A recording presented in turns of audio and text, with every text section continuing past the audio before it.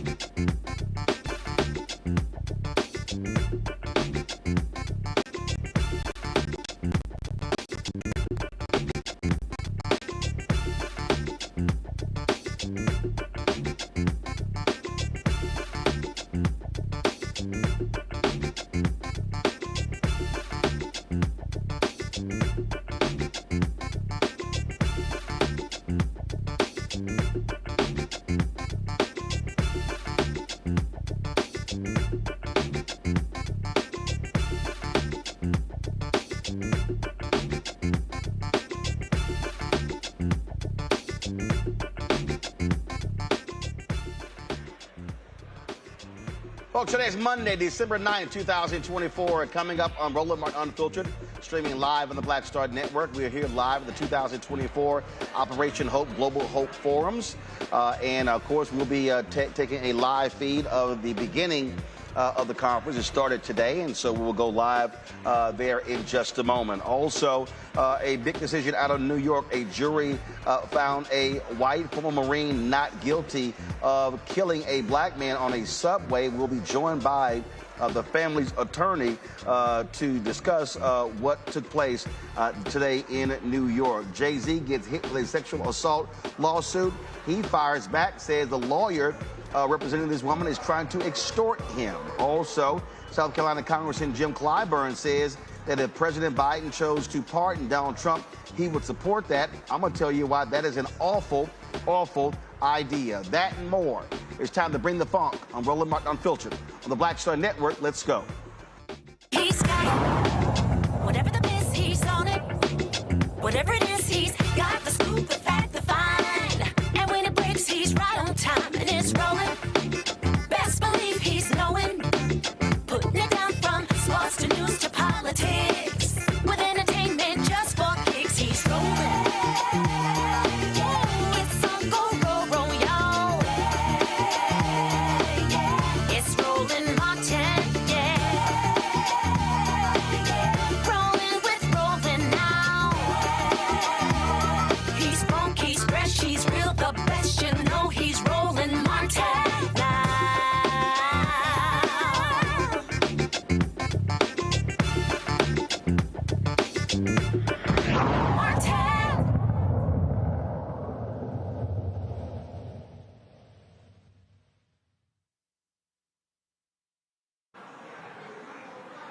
Today in New York, a jury acquitted former Marine Daniel Penny of criminally negligent homicide in the death of Jordan Neely. That took place on a New York City subway last year. Penny also faced a more serious second-degree manslaughter charge, but Judge Maxwell Wiley dismissed that charge on Friday at the request of prosecutors after jurors twice told the court they could not come to a verdict on the count. After the not guilty verdict was read, there was applause in the courtroom. Neely's father, who was present for the verdict, was escorted out of the courtroom after an audible outburst of expletives. Joining me now is Dante Mills, an attorney representing Jordan Neely's family. Dante, glad to have you here in Roland Martin Unfiltered. I mean, this is obviously not the decision the Neely family wanted in this particular case. It had, in many ways, political and racial undertones, where you had many MAGA folks who were supportive of Daniel Penny, and then you had others who said this is an example of a white man killing a black man and getting away with murder after choking him for 5.5 minutes on a New York City subway. Roland, thanks for having me on. And it was important for me to have this conversation with you It may not be the best background. We're in motion. It's a lot going on today with the family, but I wanted to have this conversation with you to talk to our people and let us know that we have to be there for each other. I think this is proof, and this is proof that we can't rely on anyone else, right? We have to step up for ourselves. Jordan was in a lot of pain. He had some loneliness and issues that he was dealing with, and he wasn't heard in that moment on the train when he came on asking for food, and he wasn't heard in this courtroom where the jury said that Daniel Penny, who choked him to death, was not responsible for it. And it should be noted that we're not saying if Jordan came on making threats and Daniel Penny decided to act, we didn't question that. Where we questioned it is he choked him for over 6 minutes, where after 30 seconds, this entire incident was over. And after 2 minutes, 3 minutes, people are coming saying, let him go, right? You're going to kill him. It's over. I have his hands. You can let his neck go. And Daniel continued to hold his neck until he had no life in his body. And when he had no life in his body, he continued to hold his neck for another 52 seconds. That's what we're saying he should be held responsible for. And it doesn't matter who you are, white, black, homeless, have mental issues, or dealing with mental trauma. No matter what it is and who you are valuable and you deserve to be heard, and your life matters. And that's what we're advocating for, and we expect it from the jury. Well, on that particular point there, that's what so many others said, that, detaining him is one thing, 30, 45 seconds, but for 5.5 minutes, that is a very, very long time. And when you say he did not, get his just due here, clearly the family has to be devastated that their loved one was killed as a result of this action, and Daniel Penny gets to walk free. Devastating. I mean, it's a sadness, it's a hurt, it's a disappointment in the system that we thought would come through in this regard, but it didn't. But I'm telling you right now, our challenge, we need a call to action. Our call to action is for everyone out there to listen, right? When you see someone that's hungry, give them something to eat. If you see someone cold, maybe a coat, a blanket, ask someone, are they okay? That's what we need to do for each other, and that will prevent this situation from happening again. That's our call to action. We got to do something with this hurt that we continue to feel over and over again. This disappointment that we feel over and over again. My call to action to everyone is to stand up and be there for each other and make life a little bit easier. We all have problems, right? But just because you may be homeless, or you may have a mental health issue or a crisis that you go through, does not mean you don't have value. We need to see each other. We need to hear each other. We need to be there for each other. And that's how we can avoid these situations moving forward. One of these right-wing radio hosts, Buck Sexton, put out what I consider to be a shameful, despicable tweet. He said, Daniel Penny not guilty, fantastic news, a just verdict, and a possible turning point for criminal justice in New York City. He says, but vigilance needed in the days ahead as the street mobs are unhappy. Stay frosty, New Yorkers. These are people who literally have no problem with street justice. And they applauded this. They said, oh, this is the right decision, things along those lines. You have individuals like this who they got no problem with seeing someone being attacked, because they say, well, this person was threatening people, causing a disturbance. And so this sort of reminds me of Bernard Goetz, if you will, this vigilante action. Well, what it does is it shows there's this sense of, I'm more important than you. How dare you come into my space and make me uncomfortable? How dare you come into my space and raise your voice or cause a scene? That allows me to do whatever I want because I'm more important than you. And I reject that. I don't care about that notion. I don't think it's correct. I think we are all the same. And that's what has to be shown. And I was hoping would be shown with this verdict, that Daniel Penny, Jordan Neely are the same, because they are. But you get that sense that people think they are better. So how dare someone interrupt their life, even to come in starting out saying, I'm hungry. That's the first thing Jordan said when he got on that train. And never once did Daniel Penny offer him anything. He came from behind him when Jordan didn't touch anybody, put him in his chokehold and choked him until he had no life in his body. And now he gets to walk away from that in a criminal sense. But we will hold him responsible in a civil sense. I'm telling you we will, because we can't let that happen. So the family is definitely proceeding with a civil lawsuit. Absolutely. We filed that civil lawsuit last week, not immediately. We wanted the evidence to come out. We wanted to hear what their defense was going to be. Maybe there was a reason Daniel thought he had to choke him until he died.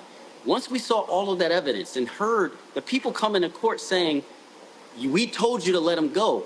We said, let him go. You're going to kill him. And he continued to choke him anyway. That's when we filed that lawsuit, after all of that evidence came out. And we are absolutely certain. We saw a jury struggle with manslaughter, which means that Daniel Penny knew that he would kill Jordan if he continued that chokehold. We saw the jury struggle with that.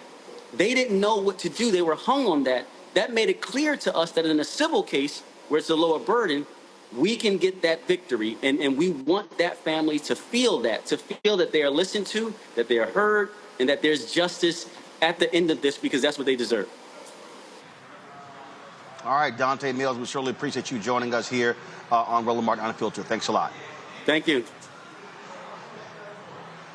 Folks, the mother of Eric Garner and Jordan Neely's father spoke outside of the courthouse after the verdict. This is what they had to say.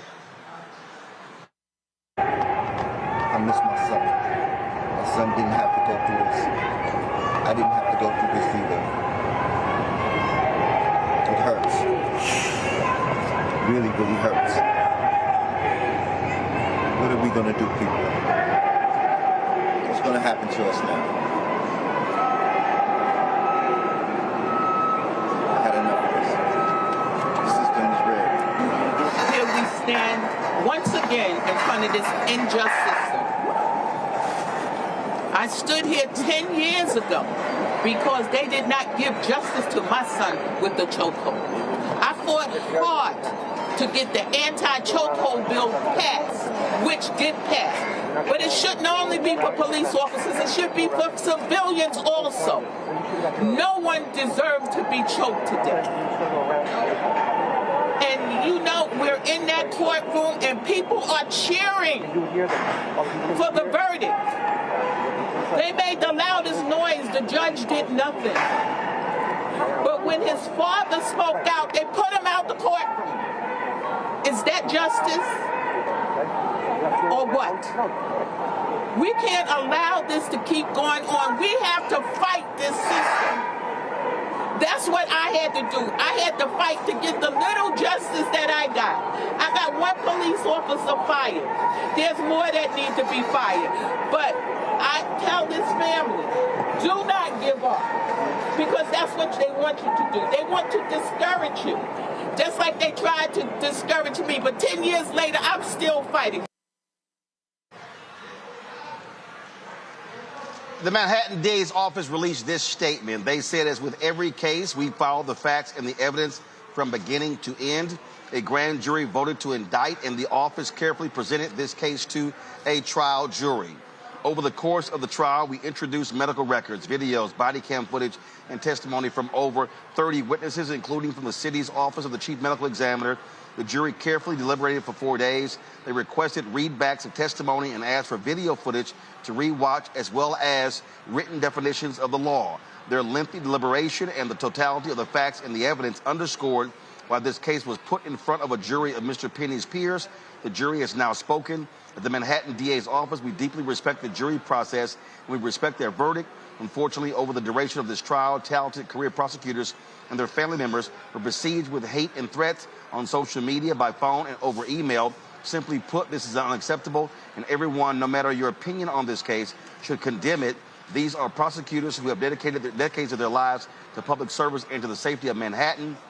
I'm grateful to them, as well as to the NYPD, for their hard work and commitment on not only this matter, but for all they do on behalf of New Yorkers. I also want to thank Judge Wiley for presiding over this case. Finally, I want to thank members of the jury who took time out of their lives to diligently evaluate the evidence.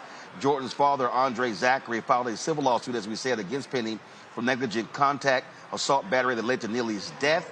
And so we will be following this up to see exactly what happens next. Folks, got to go to a break. We'll be right back right here on Roland Martin Unfiltered on the Black Star Network.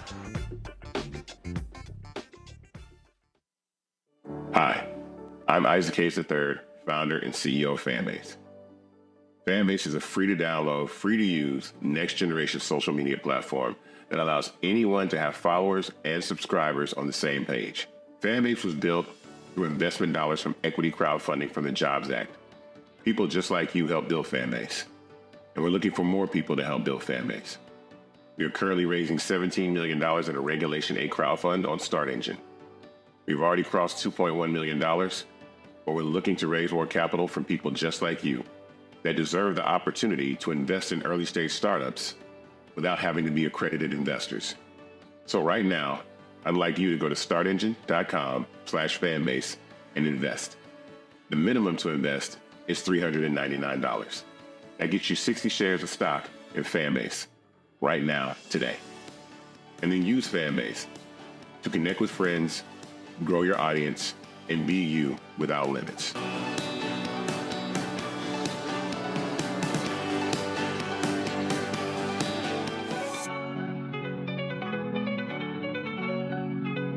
Now streaming on the Black Star Network. I had been trying to get a record deal for a long time. You know, when I finally got signed to the Motown record label in 2003, I was 34, 35 years old. And up until that time, I had been trying to get record deals the traditional way. You know, you record your demo, you record your music, and you send it, you know, to the record labels, or maybe somebody, a friend of a friend, knows somebody that works for, you know, the record label. And really, chemistry that was my last-ditch effort at being in the music business. How long have you been trying? I've been trying since I was a teenager. Wow. And you know, and I'm grateful that it didn't. I'm grateful that it happened when it happened, because I wasn't prepared, you know, as a teenager to embrace all that comes with a career in the music industry.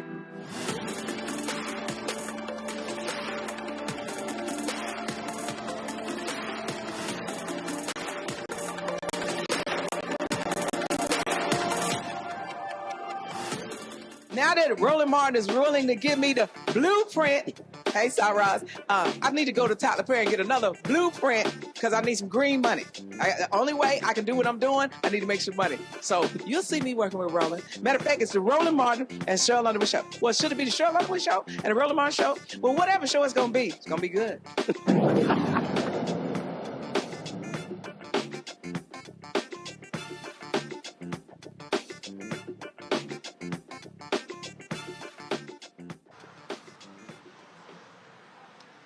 All right, folks, bring to my panel now Dr. Amakongo Dabinga, Senior Professorial Lecturer, School of International Service, American University, Dr. Nola Haynes, Georgetown University School of Foreign Service. Joining us out of D.C., Cameron Trimble, CEO, Hip Politics Media, former White House Senior Advisor. Glad to have all three of you here.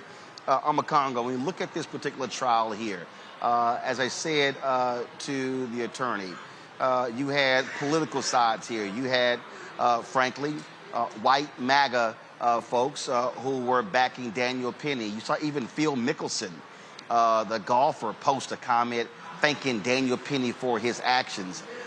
This is a man who choked this homeless black man for 5.5 minutes, and these people are considering him to be some type of happy warrior who defended people when it didn't have to last that long. And what I will say to that, really, Roland, is welcome back to the Trump era, right? Where we just see depravity and ignorance and no shame or regard for a human life that doesn't look like them. I'm very interested to see what this man is going to do now that he's set free. I know the civil charges are coming, but I mean, he's going to Fox commentator, you know, other types of jobs and the like. The fact that to hear Eric Garner's mother talking about the fact that, and the attorney mentioned it as well, the bursting, the applause. I mean, I think any one of us in this room right now, even if we had somebody in our family who was on trial for something like this, we would have enough dignity to know that on the other side is a life lost of another family member, and not to burst out into cheers and applause and to celebrate it like that. The aspect of like basic human dignity and kindness is gone. And this is being celebrated in places. I mean, I'm seeing everybody talk about that United Healthcare person who was shot and how, oh my gosh, I can't believe people are celebrating this. We are used to that in our community. We're used to seeing people get off, used to seeing people get, book deals and TV deals, and people celebrating them in every way, shape, or form. And we're going to see more of this now that we got this MAGA quote unquote leadership in our country. I'm so glad that you're here at what you're doing. I'm so glad the attorney came on to give voice to this family. And we need, and like Eric Garner's mom said, what are we going to do? Because just because they don't have dignity, just because they don't have basic respect for human decency, it doesn't mean that we can't demand it. And so we have to continue to uplift our stories and uplift our communities, because they're going to not only refuse to do it, but they're going to be callous and ignorant and disrespectful when they do choose to talk about it. And really what this does, Noah, again, you have these people who are emboldened and they believe that this vigilante action, this is what should be happening. And don't be surprised if we see more of this. We're definitely going to see more of this, Roland, unfortunately. Earlier today, I watched his father's words, and he just said how hurt he was over and over. And you just heard it. You just heard it in his voice and his spirit. And here we are again. And here we are again in more of a hostile situation than we were in 2016. It's very clear to me that these people want civil war. It is very clear to me at this point. I was hesitant to go there before. I said that I needed more evidence. But I think we're at that point where Black people, we just want to live our lives. We genuinely just want to live our lives. But we keep over and over and over, the scab just keeps getting picked away, and trying to nudge us into a position that none of us want to be in. But these people want to fight. They want war. Cameron, again, when you have the likes of Donald Trump and MAGA, they approve of this. And listen, whether it's a Black homeless man, whether it's migrants, their attitude is, guess what? You can attack them with impunity, and they should not be prosecuted as a result. Roland, this has been one of the saddest cases, and just another, what I hope is not to come in a Trump presidency, that things like this can kind of go on under the radar. I'm glad we're putting a huge light on this, but the online vitriol around this and the polarization around this incident is actually kind of sickening. We've been tracking this case online for a while, and I think the real hope here is that justice is ultimately served. But it was just kind of heart-wrenching to be able to see the parents' reactions and to be able to see Eric Garner's mother there as well. Well, again, I just firmly believe that we're going to see more of this, and it's going to be happening over and over and over again. So Black people, prepare for a difficult 4 years. I'm telling you right now, prepare for a difficult 4 years. I cannot overestimate this. And I know among Congress there's people who are saying, well, listen, I'm not a crazy, deranged, homeless man attacking people, but I'm telling you right now, Donald Trump, who is a massive liar, has no problem at all approving of these things. And I'm telling you, these people, his supporters, they have no problem with these type of attacks. We had better be on guard over the next 4 years, and you can forget any type of assistance from a Trump-Vance Department of Justice. Look, I ran into Darryl Jones today at Kunta Kinte Alex Haley Memorial celebration, and this is a brother with the Transformative Justice Coalition. He told me tomorrow he's going to Georgia to support the family of Ahmaud Arbery because they're bringing that original attorney up who let those killers and those murderers skate, and her trial is getting ready to start. So when you talk about it's just, oh, that guy was just a homeless guy, this could happen to anybody. Ahmaud Arbery just running through the neighborhood. And so we can go down case after case after case, and of course, with Eric Garner, whose mom was there. And we have to be mindful of them being emboldened. Look, you got a man who over the weekend, Trump reminded people he's going to pardon insurrectionists. We also have to be mindful, Roland, that with this mass deportation sweep that they're going, the Texas governors, they're going to be deputizing regular people to go out and get folks. And again, like I said 2 weeks ago on your show, if they try to round up some Haitians, all of us are Haitian as far as they're concerned. So when you talk about getting ready, we got to get ready physically, spiritually, mentally, legally, financially for what's coming, because they are not playing. And as Nola said, some people just weren't sure, so on and so forth. What Dr. Maya Angelou said, people show you who we are, believe them. If we don't believe it now, we have to believe it now and get prepared. Before it's going to be too late. Nobody's coming for us but us. We got to handle ourselves. Absolutely. And again, Nola, I can't overstate this. And when I say you can forget a Department of Justice, it's not going to happen. And you have law enforcement. They are going to be very much, pro-MAGA, pro-Trump.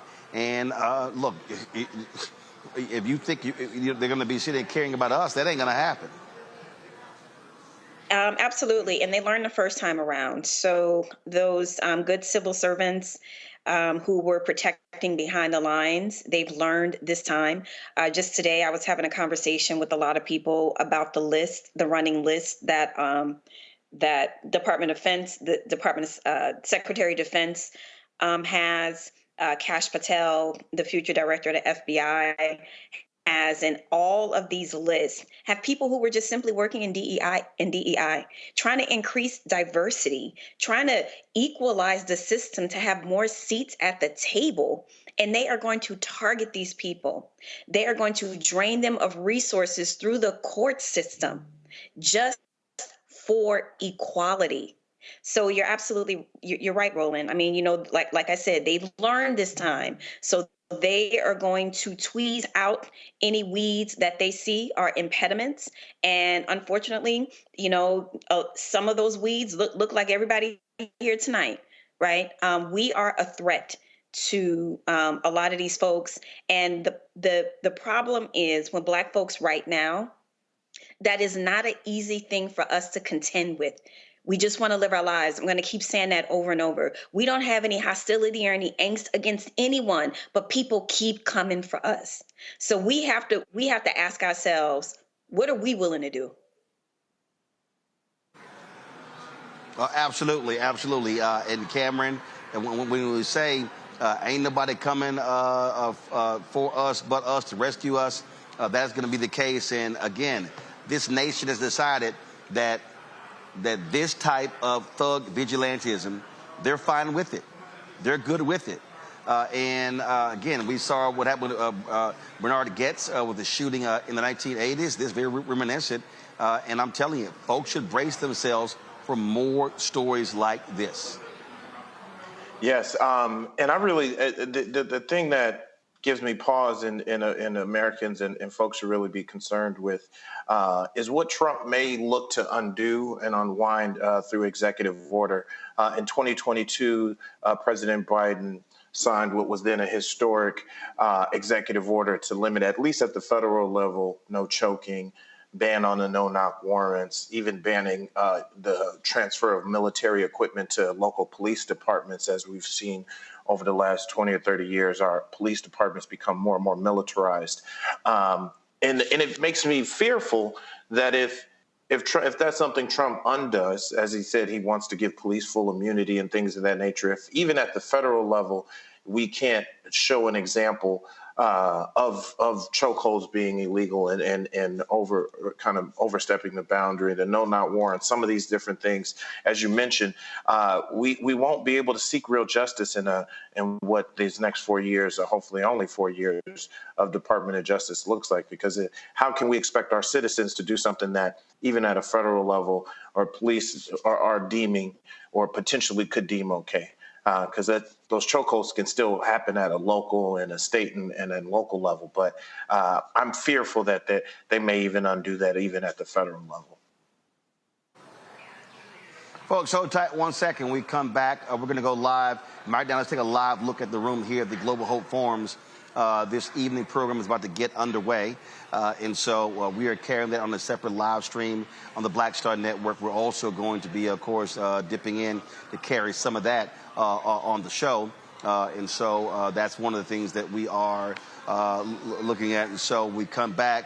What we also going to be doing, talking about police capturing the man who they believe shot and killed a healthcare executive in New York City. Also, we'll be talking about Congressman Jim Clyburn saying that he would support President Biden if he decided to pardon Donald Trump. I'm going to tell you why that's an absolutely awful idea.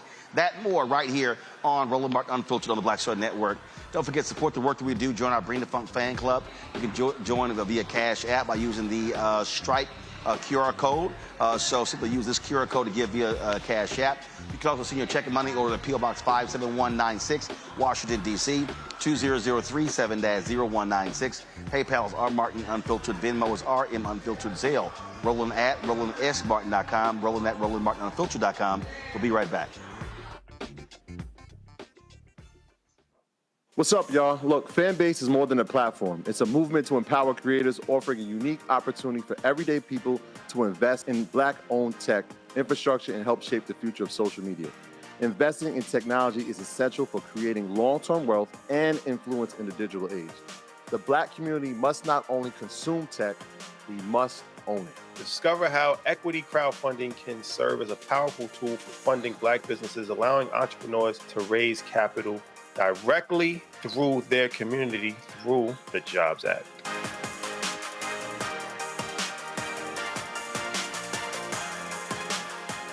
Now streaming on the Black Star Network.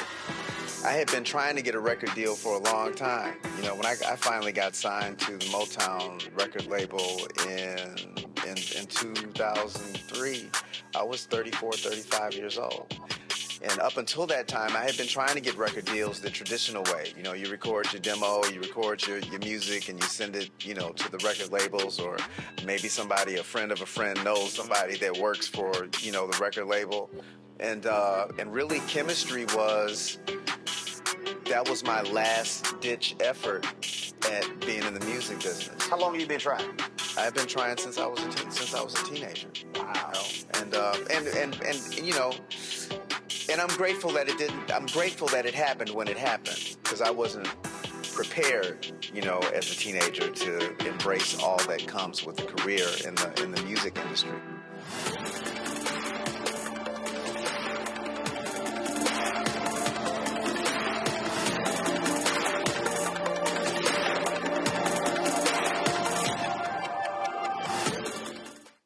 Hey, what's up, y'all? I'm Devon Frank. I'm Dr. Robin B., pharmacist and fitness coach, and you're watching Roland Martin Unfiltered.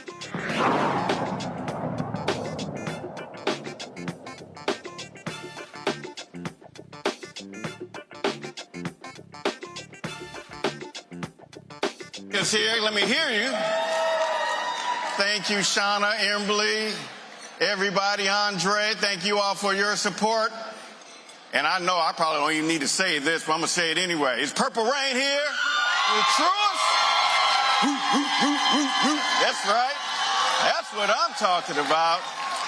Truist is in the house. Absolutely. And I know we have First Horizon in the house. Keith and Beth. That's right. Yeah, we have Keith and Beth Ardon and Beth Trotter and the team. Been with us from day one, 30 locations around the U.S. Very happy to have them here. And I know the stagecoach is here as Wells Fargo in the house. That's right. I see the stagecoach over there. See you, Greg. See you, team. See you, Michael. That's right. See you, Darlene. That's right. Give them all a great round of applause because, again, without their support, and not only their support for these events, but supporting the programs of what we're doing. We have over 300 locations with 300 coaches doing this work around the United States. And again, it's thanks to those types of partners that are allowing us to be able to do that. So now, we got a packed show for you today as the kickoff. And so we're going to get this show on the road. And as you know, the theme of this year is the future. And nothing symbolizes that more than technology and artificial intelligence. So to open our conversation on the future in AI, we have some of the great leaders in the world that are going to be with you and with us next. And so I'm so excited to introduce them. And so first, I want to bring up Angel Cabrera, who's the president of the Georgia Institute of Technology. Come on out, Angel. Give Angel a round of applause. He's here. He's here, trust me. He's here. Let's give him a round of applause. We have Sarah Fryer, who's the Chief Financial Officer for OpenAI. Give her a round of applause. We have Cheryl Guin, Executive Vice President for Globe Brand Strategy and Innovation. Give her a round of applause. And we also have the Honorable Robert Silvers, who's the Undersecretary of the United States Department of Homeland Security and the chair of the U.S. Cyber Safety Review Board. Give him a round of applause. Gave a great presentation at our board meeting today. And last but not least, we have our moderator, Devin Banerjee, who's the Senior Managing Editor and Head of Growth, or Head of News Growth at LinkedIn. Give this panel and this group a round of applause. Over to you, Devin. Thank you so much, Lance. Congratulations to you and Kevin and John and the whole Operation Hope team on 10 years of this wonderful forum. It's so good to be back. What a beautiful new venue. And I hope all of you have enjoyed today's session so far, and there's a lot more to come. And as Lance said, the theme of this year's Global Forum is the future. And there is no better topic to harness that theme than the discussion we're about to have for the next 30 to 40 minutes. Let me introduce our panelists once more in a little bit more detail so you get a sense of the depth and breadth of experience and expertise we have with us today. To my far right is Angel Cabrera, president of Georgia Tech.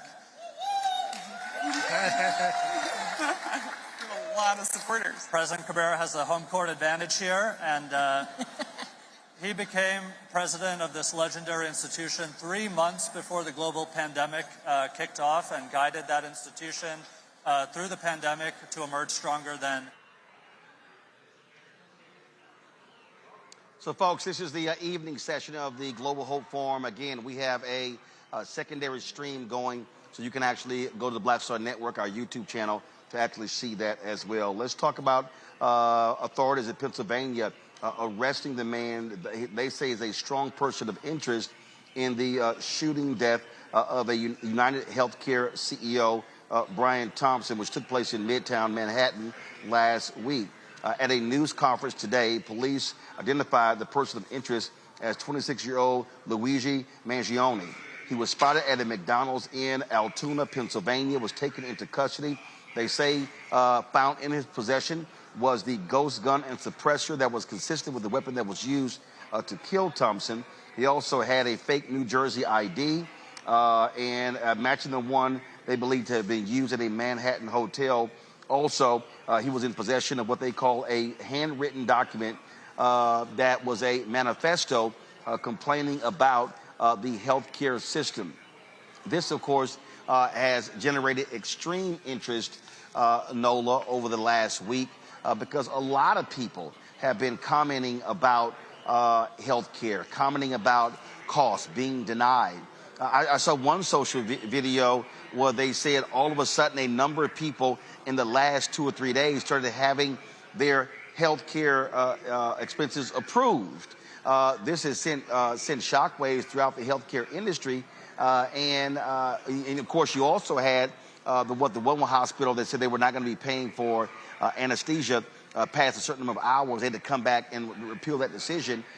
This has really caused a lot of conversation about health care, cost, being denied benefits, and a lot of these healthcare companies are being put on notice, and these executives are scared, calling security firms left and right as a result of this murder.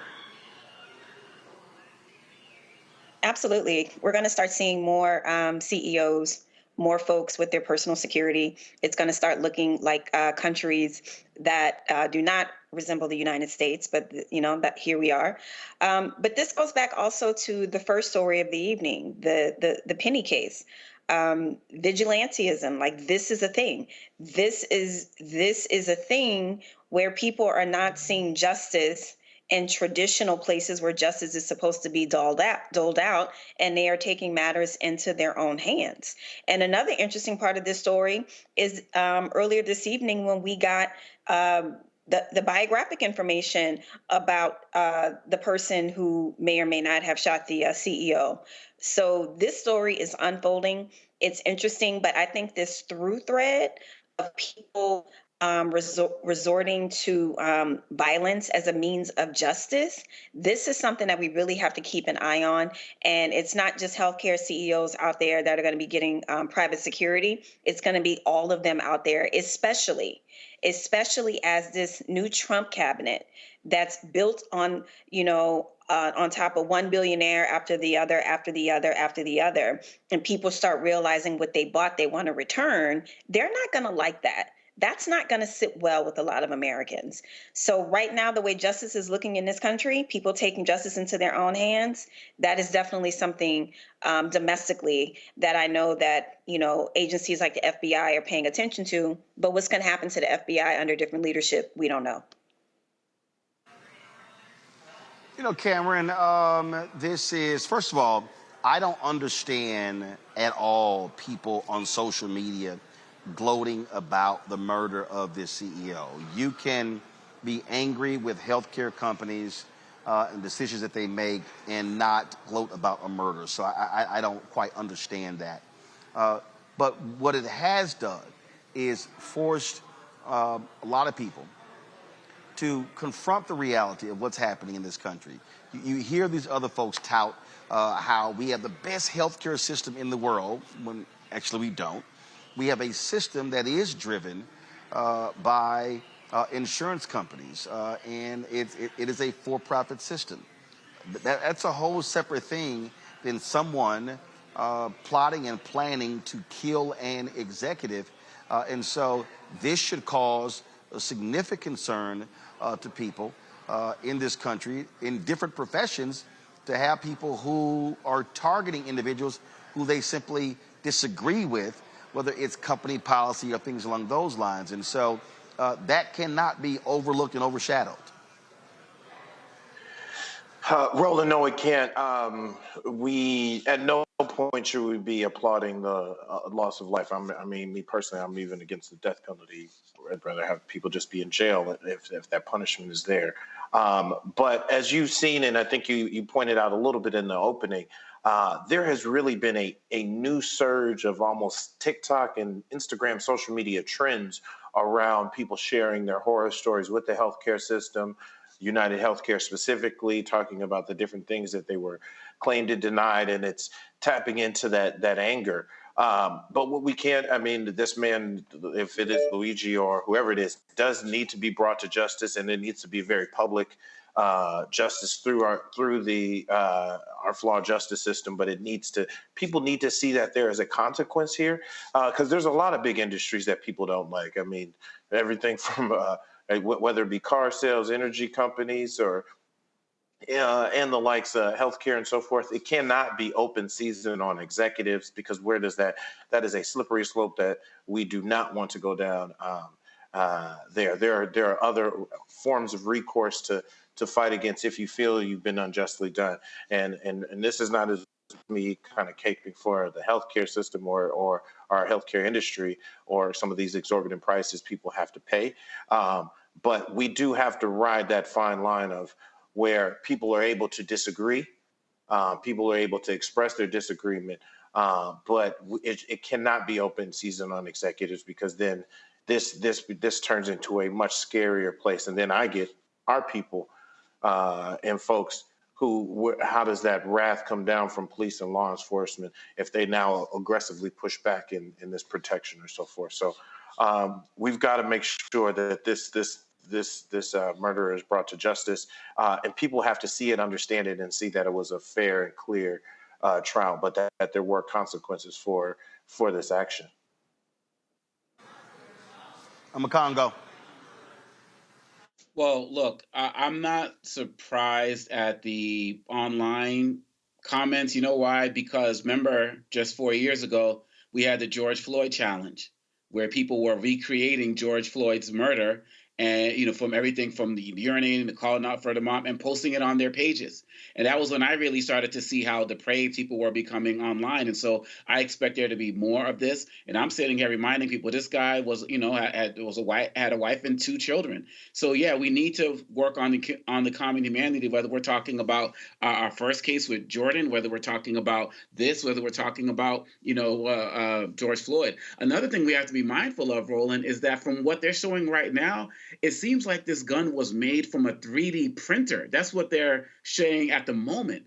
And if that's the case, I mean, that's opening up a whole new door. So anybody could be targeted by anyone who has this type of capability. And so we're having conversations about gun violence here. We're having conversations about social media depravity, and we're having conversations about the healthcare industry. And the fact of the matter is that we have a president who's coming in and embracing violence, and also somebody who's talking about ending Obamacare, which he claimed that he saved. And as he said to Kristen Walker, he got concepts of a plan. My point is that there's going to be more problems coming for the healthcare industry, which is going to lead to more frustration, which might lead towards more retaliation. And this is something we got to get a fix on right now before it's too late.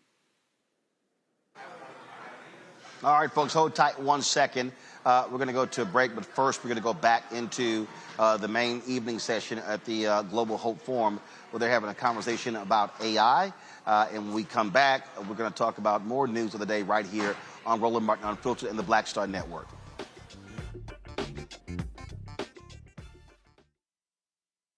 Hi, I'm Isaac Hayes III, founder and CEO of Fanbase. Fanbase is a free-to-download, free-to-use, next-generation social media platform that allows anyone to have followers and subscribers on the same page. Fanbase was built through investment dollars from equity crowdfunding from the Jobs Act. People just like you help build Fanbase, and we're looking for more people to help build Fanbase.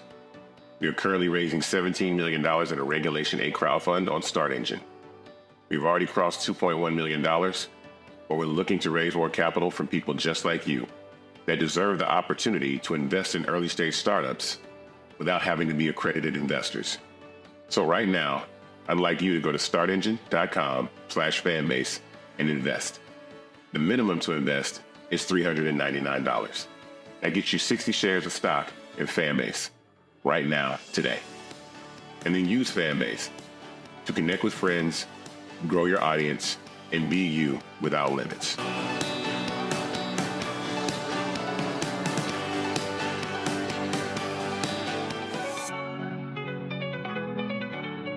Now streaming on the Black Star Network. I had been trying to get a record deal for a long time. When I finally got signed to the Motown record label in 2003, I was 34, 35 years old. And up until that time, I had been trying to get record deals the traditional way. You record your demo, you record your music, and you send it, to the record labels, or maybe a friend of a friend knows somebody that works for, the record label. And really, chemistry that was my last-ditch effort at being in the music business. How long have you been trying? I've been trying since I was a teenager. Wow. And I'm grateful that it didn't. I'm grateful that it happened when it happened, because I wasn't prepared, as a teenager to embrace all that comes with a career in the music industry.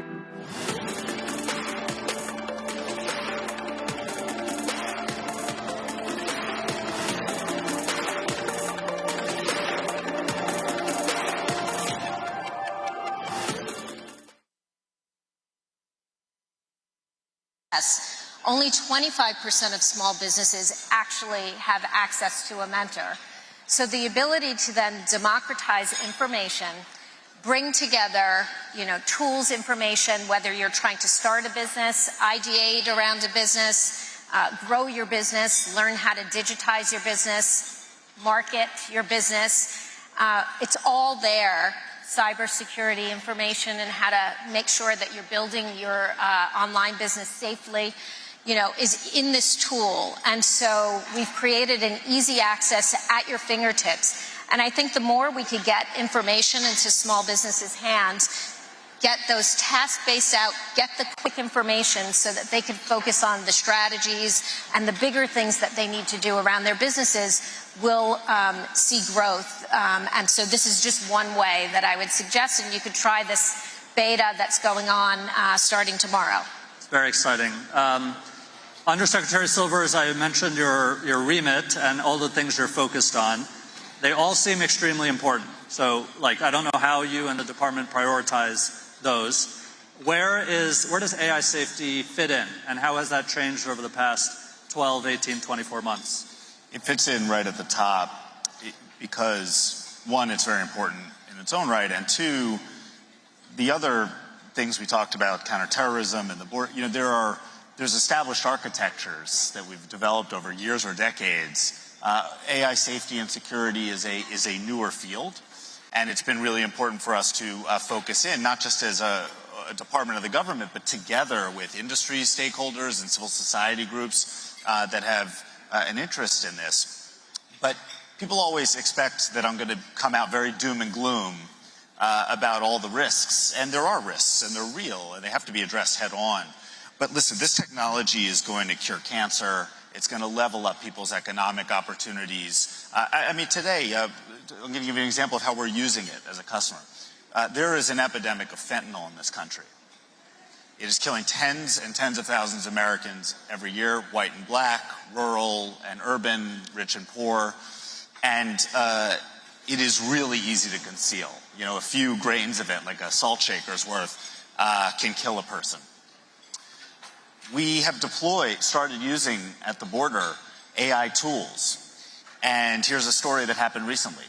A car rolled up at the Tijuana to San Diego border crossing to try to get from Mexico into the U.S. We had an AI tool up in action. It recognized the car. It recognized an anomaly in some of that car's prior activity that we had observed. And it told in 1.4 seconds, it returned an indicator to our border agent, send that for further look. He sent it to secondary inspection, 50 kilos. Okay? So this is that is one micro example. And we are using it, it is going to make the American people safer in that way and 100 others just in the next couple of years. So it is a huge priority for us. And we've established to make sure that it's deployed safely and securely, because you don't want to have accidents, particularly as AI technology is used in operations for the power grid or air traffic control. You want to make sure that that's done in a safe and secure way. What we've done is we've convened leading stakeholders together with our department to find the right approaches to do that. And in addition to the government representatives, some of our members of that advisory board included Sam Altman, the CEO of OpenAI, people like Satya Nadella and Sundar Pichai. But then critically, we also had civil rights leaders, we had mayors and governors, and we had the corporate end users of AI technology, so that everybody was around the same table saying, what do we all need to do? Because we all have roles and responsibilities here to make sure that we can harness all these incredible benefits and reduce risk. And I think we're doing the right steps when it comes to that. It seems like this... All right, folks, we are here again we're in Atlanta at the 10th annual Hope Global Forums. And so we have a separate live stream of that conversation, this open session discussing, of course, AI. And so let's continue our show here, folks. There was a lawsuit that was filed against P. Diddy. Now Jay-Z has been added to that. by Houston attorney Tony Busby, alleging a sexual assault with a 13-year-old in the year 2000. Now Jay-Z, of course, is firing back at that attorney, saying that he is trying to be extorted.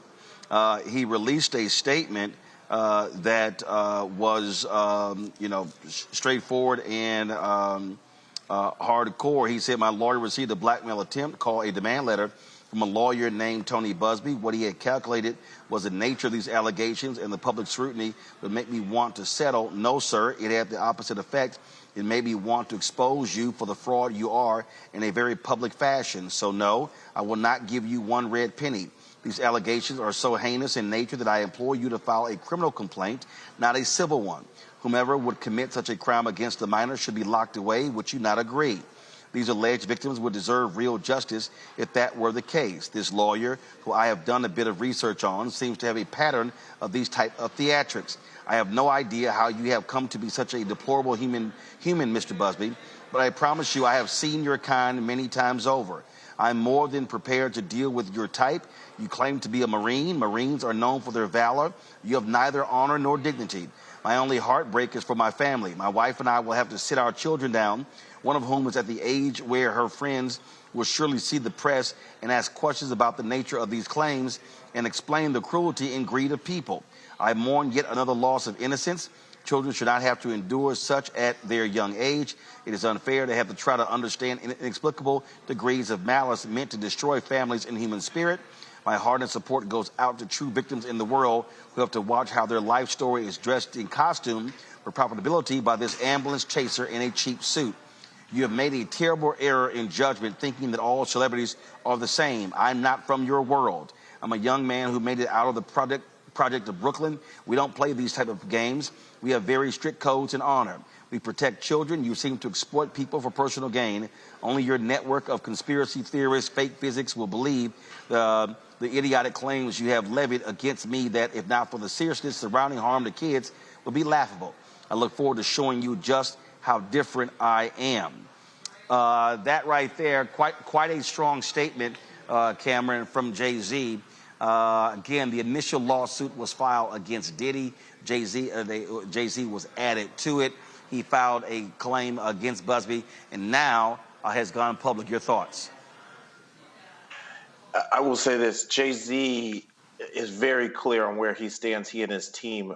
Usually when you see these types of letters or denial letters, they're a little more muted.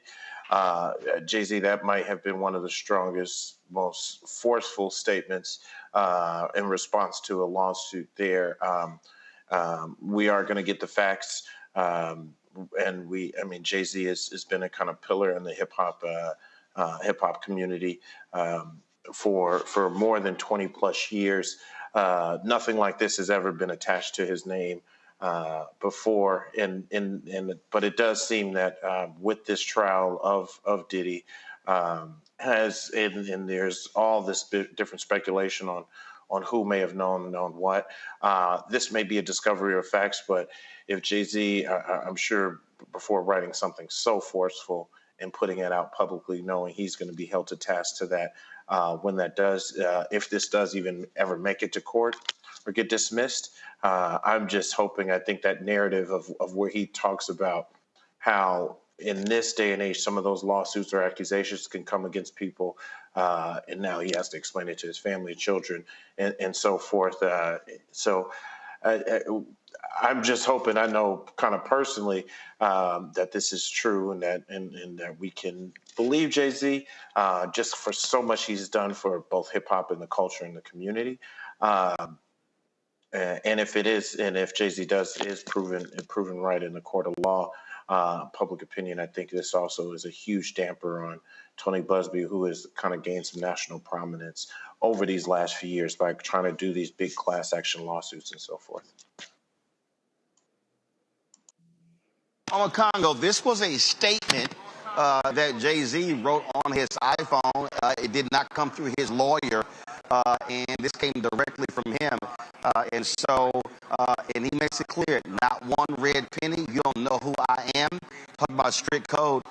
This is going to be a fierce legal battle between Tony Busby and Jay-Z and his lawyers. Look, you know, Roland, I have a doctorate on Jay-Z. I've been teaching a class on Jay-Z for about 5 years now at American University. There's a lot I've learned about this brother. And as Cameron was saying, this type of story is not something that really represents a lot of things that have been said about Jay-Z over the years. Now, people did talk about like Jay-Z and Foxy Brown, and she was younger. People threw out that. And he is somebody, you know, through the foundation, through a lot of the community works, has definitely been seen as somebody who was a protector of children, somebody who values children. So this investigation needs to go out fully. One of the challenges I see out there is that people are already going to already playing the guilty by association game, because Jay-Z is somebody who's been involved in projects with R. Kelly and Diddy, as well as Harvey Weinstein, but so many other people in the industry have. So people are throwing out this like attracts like, and I think that's not fair. We need a full investigation, and all of us in here on this show tonight want to be protectors of Black kids and Black girls and just in general. And so nobody's here is giving this man a pass. A full investigation needs to be done. But I will say, after studying him for so long, the fact that he would issue this statement personally himself, this means that this is something that he holds very dear, because oftentimes he has spoken through his lawyers, even with, as recently, remember with Piers Morgan and Jaguar Wright, just like last month or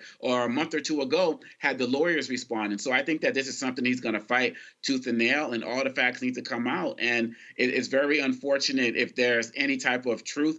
And if there's not truth, it's also unfortunate that someone's name will be dragged through the mud for something that they didn't do. But like Cameron was saying, this is something that's not been a history of Jay-Z that a lot of people have talked about in the industry, though they've talked a lot about some of these other guys, including Diddy, before these charges came against him. Nola. So first and foremost, I think about the young woman in this suit. The first thing that my ears heard was that Jay-Z was added to the lawsuit. So I wonder under which circumstances that happened, why he wasn't named in the first lawsuit and why he was added. That's like the first question that I'm curious about. And I'm very curious about the well-being of this woman who brought forth this case, because it is Jay-Z. The burden of proof will be, it's a civil case. Jay-Z challenged him, let's go to criminal, let's see some evidence. So as we all know, the barrier is lowered when it's a civil suit. But I'm really worried about the role of the woman in this. If she's being manipulated in some sort of way, she deserves justice. So that's kind of first and foremost. Why did he get added? What's going on behind all of that? Secondly, when this first happened, if anyone who knows me, like, that I'm a huge hip hop fan, and Jay-Z got me through my years at Harvard. Like, honestly, I would get off the red line listening to public service announcement just because I had to reintroduce myself to myself every day. Like, Jay is, like, philosophically, lyrically, he's that guy for me. And of course, I love Beyonce. But with all that being said, I am a big believer in believe the victim. I want to know more about this case. This is the type of case, because of the type of person you were going after, the family that you were going after. We need receipts. We need evidence, because you were persecuting one of the pillars of the Black community, in that this is a man who made it out of the projects. And if you listen to his music, you listen to his wisdom. One of the things that people admire about him are the smart moves that he's made. Diddy's always been the party guy. That doesn't necessarily mean that he's guilty of everything he's been charged with. He's always had that image. Sean Carter, a little bit different. It's always been about wisdom and making smart moves, and his family, right? Well, not always about this family. There were the bad guy days. But anyway, my point being, this is a different type of person that Busby is coming after. And then my third point is, I talked to a lot of lawyer friends last night about this, and the first thing that they all collectively said is that Busby himself has an iffy record, that this is part of his tactic. So it's not only Jay-Z's reputation on the line, it's Busby's reputation on the line pick this fight. I really, really hope he has the receipts to prove his allegations, because this one, the community, we're already hurting. We're already going through a lot. And now you want to come with this, especially if there aren't any real receipts to prove this allegation? I wish him well. Yeah, it's going to be something that's going to be very interesting to see you all. Roland's going to be back shortly, but this is something, if we don't pay attention to it and cover it the way that only we can at the Black Star Network, we know that people are just going to run away with it. So we're definitely going to be keeping an eye on this. And like you're saying, Nola, it's always important that we respect the victims and the people who are the accusers. And like you said, we have to make sure that all of the facts come out. So we're definitely going to be paying attention to this. We'll be right back with more Roland Martin Unfiltered right here on the Black Star Network. What's up, y'all? Look, Fanbase is more than a platform. It's a movement to empower creators, offering a unique opportunity for everyday people to invest in Black-owned tech, infrastructure, and help shape the future of social media. Investing in technology is essential for creating long-term wealth and influence in the digital age. The Black community must not only consume tech, we must own it. Discover how equity crowdfunding can serve as a powerful tool for funding Black businesses, allowing entrepreneurs to raise capital directly through their community through the Jobs Act.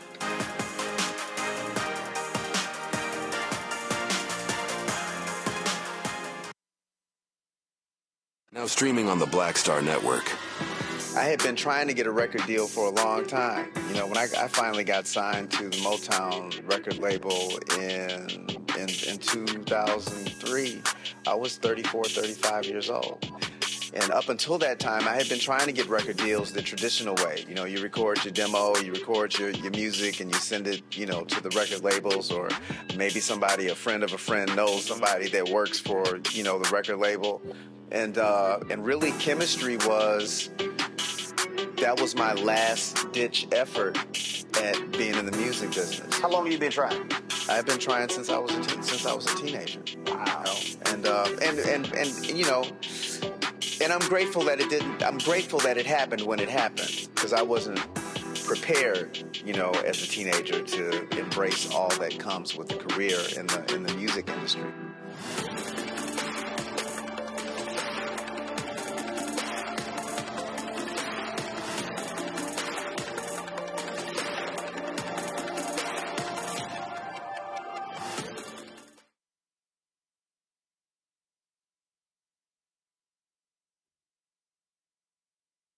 When you talk about blackness and what happens in Black culture, covering these things that matter to us, speaking to our issues and concerns. This is a genuine people-powered movement. There's a lot of stuff that we're not getting. You get it, and you spread the word. We wish to plead our own cause.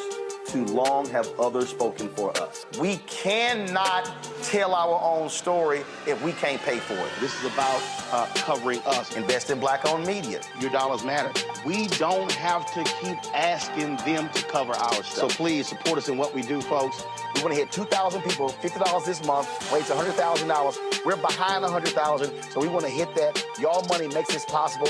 Checks and money orders go to P.O. Box 57196, Washington, D.C. 20037-0196. PayPal is R Martin Unfiltered. Venmo is RM Unfiltered. Zelle is Roland at RolandSMartin.com.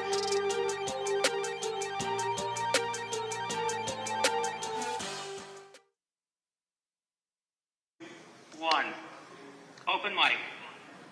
All right, folks, sorry about that. We had a power failure here, and so we're going to go back into the main room here at the Operation Hope Global Forums, and I'll come back in a second. Permacrisis, frankly, you know, from one thing to the next, COVID, war, shifts in technologies happening. People have to have a learning agility and an ability to pick up new things, adjust, and have the bravery and the capacity to test and learn their way into new ways of thinking, new strategies, new innovation. So I think some of these softer skills, by the way, being a strong people leader and understanding people, ensuring you're getting people trained and having empathy these days is also important. So Humanity combined with technology, these are the skills that we're going to need. Undersecretary, for those looking to work on these exciting issues from a policy standpoint or in that arena, how have the skills kind of morphed over time? Well, I actually just want to hook on to one thing that's been discussed and the impact on job displacement and such. First, just over the course of modern technology innovation, the advent of new technologies has tended to create job opportunities net, not disrupt them. The advent of the car certainly crushed the horse and buggy industry, and the advent of the PC certainly had a lot of impact on the typewriter industry. And you need to think about how to take care of the people that are impacted by that. But there's no question that everybody has benefited significantly at a net level. And I think something that's really interesting about AI that is actually different from a lot of tech innovation is the negative impacts of prior technology revolutions have tended to fall hardest on those with the least privilege and advantage. Automation in factories and things like that put people on the factory floor and line out of the job first. If you think about the categories that people most are concerned about of jobs from AI, I mean, it's really like a white-collar set of activities that first comes to mind, you know, copywriters, lawyers, accountants, things like that. And I'm actually convinced that this could be a technology revolution. Like, if John Hope Bryant has created anything, it is an organization that is meant to create economic opportunity for everyone. And this may be a technology revolution that levels up opportunity for people that haven't had it. I mean, if you think about a kid who grew up black in Atlanta or white in Appalachia, with brothers and sisters and parents that didn't go to college, but they have something, they may not know how to write a resume. But with generative AI, they can put together a beautiful resume that looks like they've worked at Goldman Sachs in its format. And that is something that is going to be a godsend for a lot of people. And so there is going to be job displacement. And I don't want to minimize the human impact of that where it happens. But I think, like, these things tend to end up well for society. And I think that's going to be the case for this, too. So Sarah, on this point of economic opportunity, financial freedom, these opportunities we have with technological revolution. All right, folks, again, we're here in Atlanta at the Operation Hope Global Forum. So we have a separate feed going of that, and so we're back live. So when we lost our power, I was talking to our panel about this lawsuit against Jay-Z and Diddy. And, you know, Nola, you were making a point, and you're absolutely right. The laws were changed in New York State and California. There was a window to allow people to be able to file these civil lawsuits when these actions have been alleged. But you have several things that are going on. So you have that, and you have concern about the alleged victim, but you also have due process and concern about those who are accused. And what you see here, Tony Busby came out and he said that he was getting phone calls from people all around the country alleging acts against Diddy and others, and he began to file suit. Here, what you have was an example again, and I think what stands out, and in many ways, this reminds me of when Justin Fairfax, the former lieutenant governor of Virginia, was accused of a sexual assault. And when he came out and said, I'll take a lie detector test, he called on the DA in Boston and the DA in Raleigh, North Carolina, to step up and actually investigate the case. And that was rare, because typically you don't have somebody who's been accused of something demand for a criminal investigation. And so here what you have is when the Jay-Z issues this type of a statement, he's laying down a marker against his attorney. I mean, he's targeting this attorney directly, questioning his motives as a Marine and things along those lines. You rarely see this type of response when an allegation is made. And according to Busby said that they did not want compensation, but they wanted private mediation, which then caused others to say, well, I'm confused. Why, if you don't want money, why would you want a private mediation? And so, like I said, this is going to be a very, very fierce battle because Busby is saying, I'm not backing down. And with that statement, Jay-Z clearly says, I'm not giving anything up to you at all. Mm-hmm. Exactly. It's this is going to be one of those cases where multiple precedents are going to be made, in my personal opinion, because clearly Jay-Z has drawn a line in the sand where he was like, you are coming for me. My children are going to be involved because other children are going to ask them about it. This is his reputation, something that he's built for a very long time. And it also says to me that, if you've been a fan of Jay-Z's and you listen to his music, this also sounds like something he's been ready for. Because day one, when the allegations came out about Diddy, people were already looking for Jay-Z to be involved in some sort of way. And something else that I also saw today is that the blogs are already posting about how the NFL should end its relationship with Jay-Z.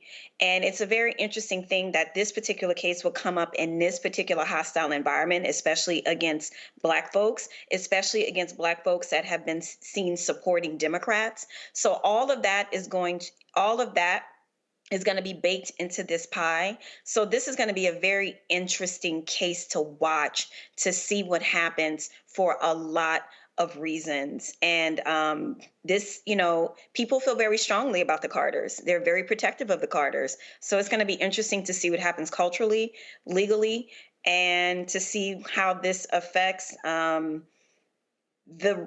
relationships, because right now a lot of relationships amongst people are fraught. So, and then we'll also keep an eye on to see if the NFL does, sever its relationship with Jay-Z. It's a lot to keep an eye on. We're talking here on Congo money, lots of money. We saw what happened to Diddy when the Cassie lawsuit was filed. It impacts financially. And you're right, there are all sorts of business deals, things along those lines that are involved here. As I said, typically when you have a celebrity who is accused, you sort of have a different, again, you typically don't want it to be in the headlines. Here was Jay-Z going public. A lawsuit was filed. And remember, Busby said, very prominent entertainer, Jay-Z was not named. Later, he was named, and that the naming of Jay-Z apparently came after Jay-Z's attorneys filed a suit against Busby. And so this is going to be a very contentious public legal battle.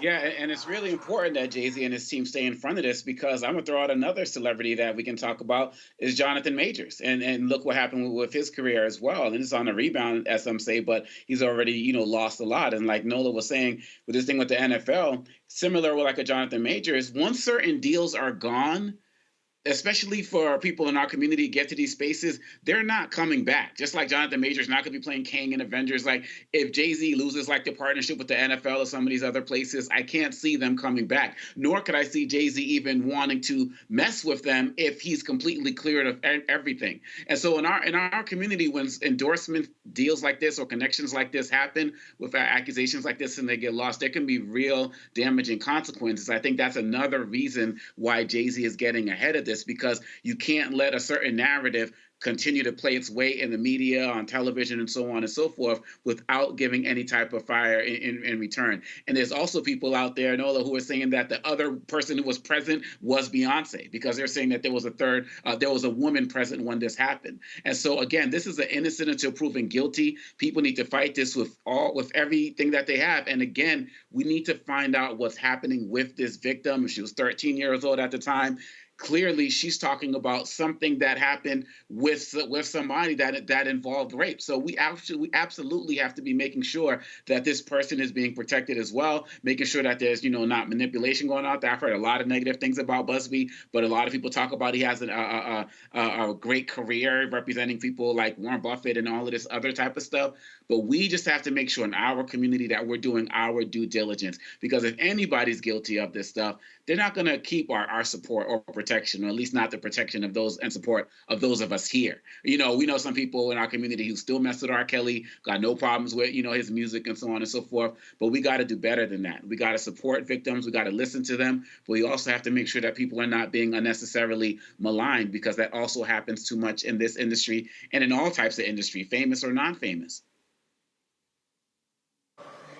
You look at that statement, Cameron, he uses the word extortion. That's not a word thrown around lightly. And that's what really stood out to me in reading this statement that was, again, typed on his iPhone. He is directly calling out the victim's attorney by saying, this man is trying to extort me and I ain't gonna do it. He says he ain't getting one red penny. You don't hear folk respond that way, and it doesn't matter if people are running left and right, and I'm seeing social media and folks are like, he's guilty, things along those lines. This is somebody who has resources, who could settle, but who makes it clear ain't settling. And I still would love to understand from Busby by saying the victim isn't seeking money. We wanted private mediation. For what purpose? So it's going to be, again, really interesting to see what happens here. And I doubt very seriously the partners of Jay-Z are going to abandon him. But this is also something that we have to understand, that, yes, there are alleged victims, but when you say that someone is an alleged rapist, that now doesn't go away. Even if you settle, even if you're found not guilty. And so it's not even a question of they have to prove it. Really, you have to actually prove it yourself. That's why this is so contentious and why his response was so surprising. Yeah, Roland, I would take two things from what I saw Jay-Z in the response and the implications there. One, Jay-Z has been famous and really rich and really famous for going on 30 years now, something along that line. He has had top flight legal support and help to do the intricacy of business deals and all the successes he has had.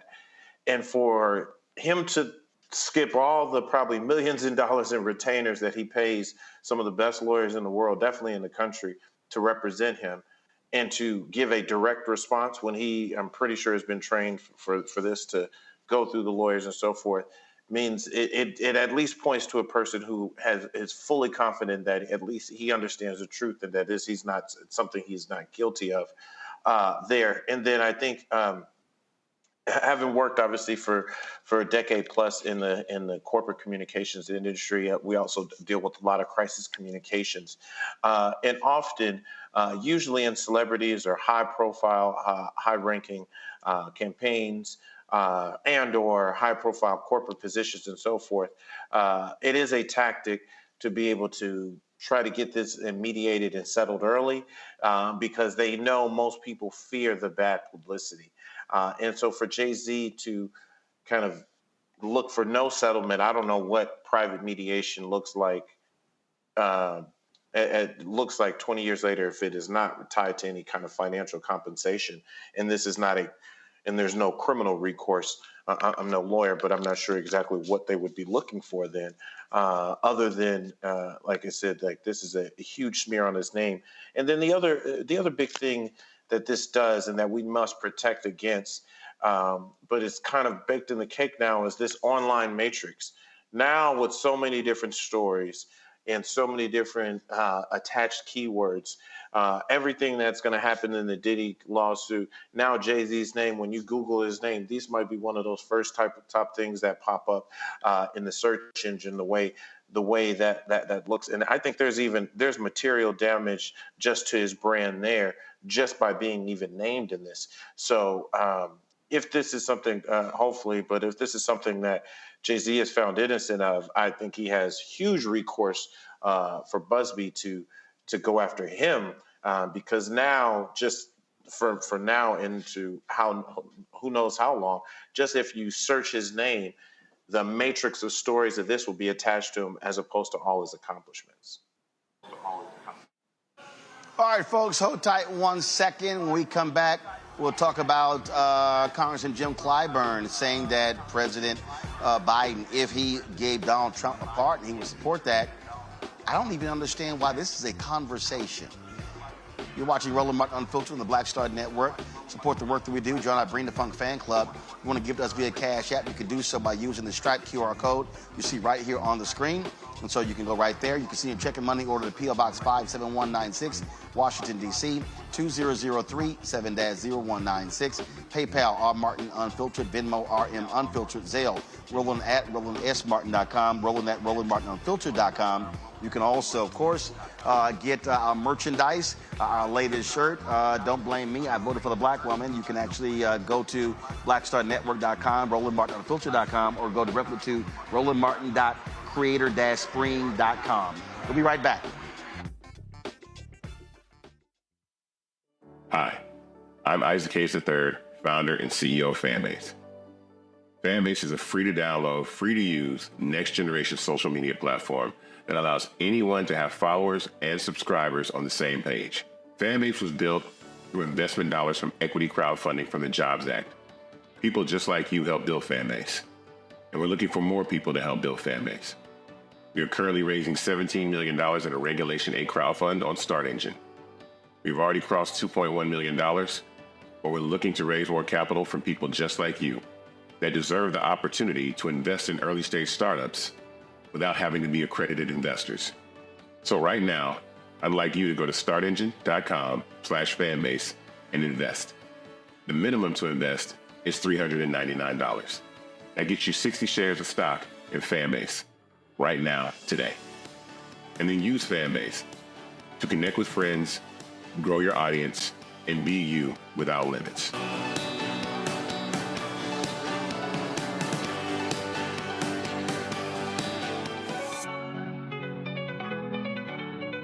Now streaming on the Black Star Network. I had been trying to get a record deal for a long time. You know, when I finally got signed to the Motown record label in 2003, I was 34, 35 years old. And up until that time, I had been trying to get record deals the traditional way. You know, you record your demo, you record your music, and you send it, you know, to the record labels, or maybe somebody, a friend of a friend, knows somebody that works for, you know, the record label. And really, chemistry was my last-ditch effort at being in the music business. How long have you been trying? I've been trying since I was a teenager. Wow. You know? And you know. And I'm grateful that it didn't. I'm grateful that it happened when it happened, because I wasn't prepared, you know, as a teenager to embrace all that comes with a career in the music industry.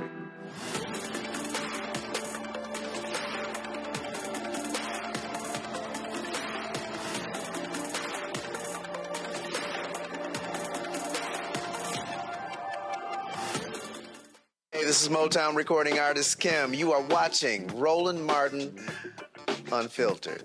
That boy, he always unfiltered though. I ain't never known him to be filtered. Is there another way to experience Roland Martin than to be unfiltered? Of course he's unfiltered. Would you expect anything less? Watch what happens next.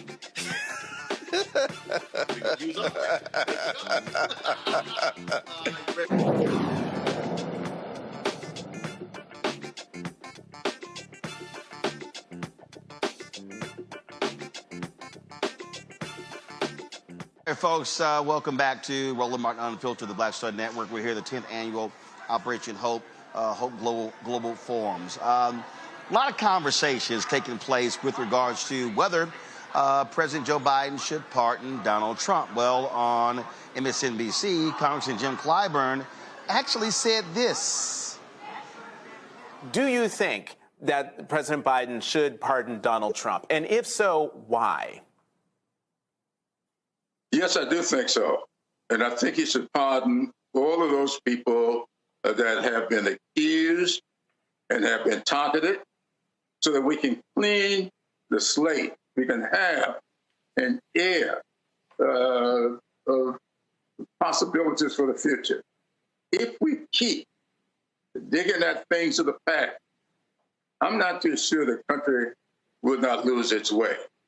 Now, remember, President Trump has been indicted, has been convicted on state crime. Also, please remember that the United States Supreme Court has given him immunity. And so I'm asking people who question my thought on this to explain to me how he would be any more insulated by this pardon than he seems to already be by the United States Supreme Court. If Joe Biden will be demonstrating what he's always demonstrated to me, that he loves this country more than anything else other than maybe his family. He wants to see this country going forward.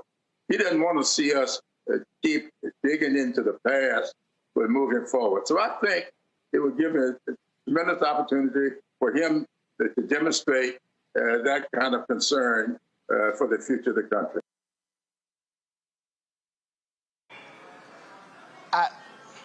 I'm sorry. Look, I got great respect for Congressman Jim Clyburn, but hell no. Absolutely, positively, hell no. And I'm sick and tired. I'm sick and tired of Democrats playing this, we're going to go high, a sense of normalcy. Let me be clear. When Donald Trump lost, he didn't welcome Vice President Joe Biden to the White House like Biden welcomed him, like Obama welcomed him. He didn't do that. Did Trump come to the inauguration for the peaceful transfer of power? Hell no, he didn't do that. But Democrats are, oh no, you know, we have to, for the good of the country, for what's right, and a sense of normalcy. This is not a normal person.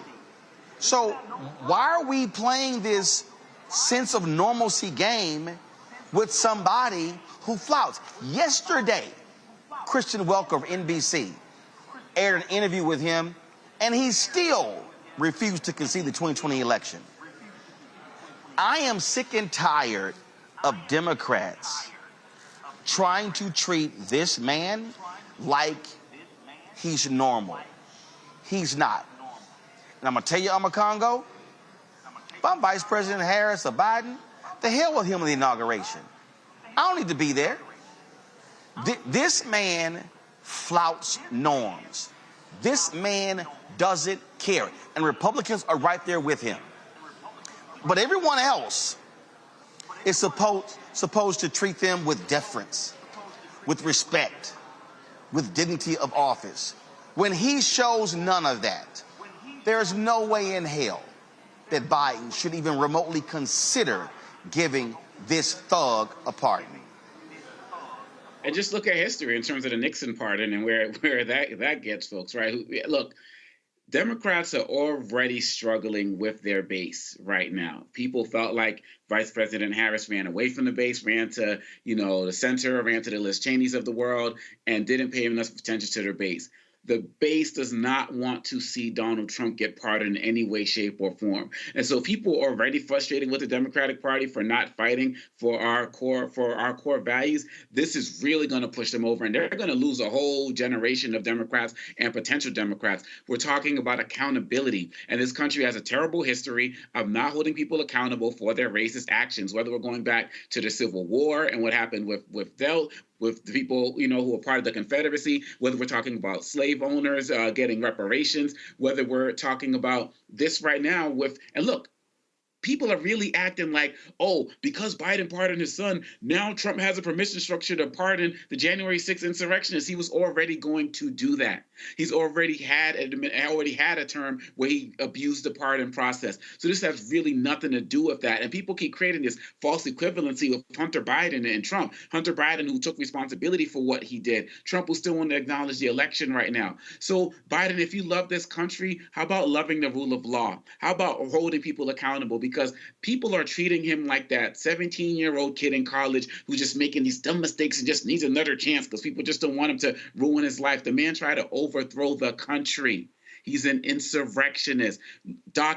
Stole documents, all of that, and no one's supposed to have any consequences for that. I have so much respect for Representative Clyburn for him to suggest that. And people actually think also this is going to be like Trump's going to be like, oh my gosh, kumbaya, then I better not do that. Right. Got another thing coming. Noah? Ooh, everything that Amakongo said, yes, yes, and yes. And I also have a profound, profound respect for Representative Clyburn. He's done so much for this country and so much for his constituency. But when I heard this last night, I had to double check because I thought I was losing my mind. I thought I misheard. And the thing about this, Representative Clyburn's statement that keeps rolling around in my mind is the last part when he says that he's already been convicted and he has immunity, but somehow he's insulated. I guess the argument that he's making is he already has the tools to do what he wants to do, so why not pardon him? Which is a very interesting line of argumentation. It's a very interesting line of logic to follow. If that is what he was getting at, my point is I was very confused. I was trying to follow his logic, trying to set the emotion aside and actually follow the logic, but it's a little bit confusing. And, as a professor on a college campus, I can tell you that young folks are already feeling disconnected, disaffected, already feel like that voting does not matter, that it's all a joke, and that there is absolutely no accountability. To Amakongo's point, and I have been talking about this all day on Blue Sky and Threads, literally a generation of Black Dems will disappear. Young folks will vote. If you think the voting turnout was low this time, wait until 4 years from now, because people will no longer believe anything that Democrats have to say, and they definitely will not believe in institutions. So, it's a lot at stake here. It's very confusing as to why he would make that argument. And in my personal opinion, he hasn't made it sufficiently, other than, let's just move on as a country. But no, Harry Dunn wrote yesterday that the incoming president wants to pardon the people who tried to kill me. He wrote a Substack about that just yesterday. No, people cannot move on, especially after we saw how South Korea handled their little insurrectionists in 2.5 seconds. No, people are not willing to move on. People are still waiting for accountability. People are still waiting to want to believe in a Democratic Party again. And people are wanting to still believe in institutions. But if we just go ahead and move on, if we just let the bully win yet again, good luck. Good luck in 2 years and in 4 years. I just do not think it is a strategy that that folks want to. It's not a strategy that will work. It will backfire.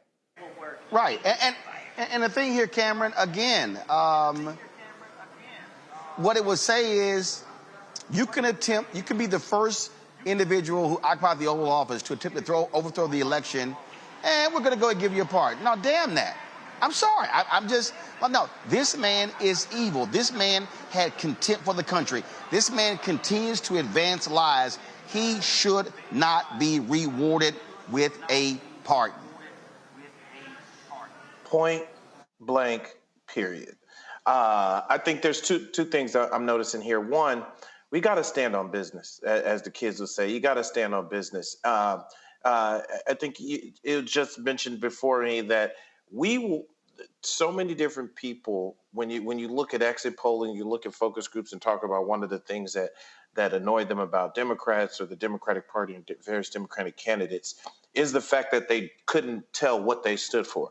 Even if Republicans are wrong on something, or a lot of people feel they're wrong, they're standing on their business. They're standing on something that they believe is right or wrong. This is not this isn't a time where there is clearly was something wrong. We all saw January 6th happen. Trump being convicted of so many different crimes. There's no need to pardon him, especially given the fact that apparently he, like I said, he has the tools to insulate himself anyways, in addition to what the effective immunity due to the Supreme Court's decision earlier this year. And again, the deepest respect to Congressman Clyburn. He has given such wise counsel to so many, including President Biden. This is one of those times where I hope the president does go into a different direction. And then the other thing I think we got to realize is that this thought and this idea of pardoning Trump, which I've even seen everybody from a Stephen A. Smith talk about on his show to others, and like, go ahead and pardon Trump. I think this is also rooted in the fact that this is going to cause even more togetherness, or maybe cause, if he doesn't do it, it will cause more polarization. When we've got to remember, in this day and age, people forget stuff. It happens this morning. They may forget it this evening, let alone in a year, 2, 4 years when we come to election. If you think Democrats or any Democratic candidate is going to be able to ride and run on this accomplishment, or on something that say, oh, look, our last president pardoned Trump in the spirit of bipartisanship or unity or something like that. People don't care. The electorate has changed. People have changed. And all that does is show, I think, feeds into a larger narrative that Democrats are a little spineless, or are willing to kowtow and are trying to do everything that way. Oh, absolutely. All right, folks, hold tight 1 second. John Hope Bryant, the founder of Operation Hope, is now speaking in the main ballroom. Let's go live there. Final Christmas party of the Trump administration. And after a couple hours, I finally got the guts to go up to the president and ask him, what does the J in Donald J. Trump stand for? You know what he told me? Genius.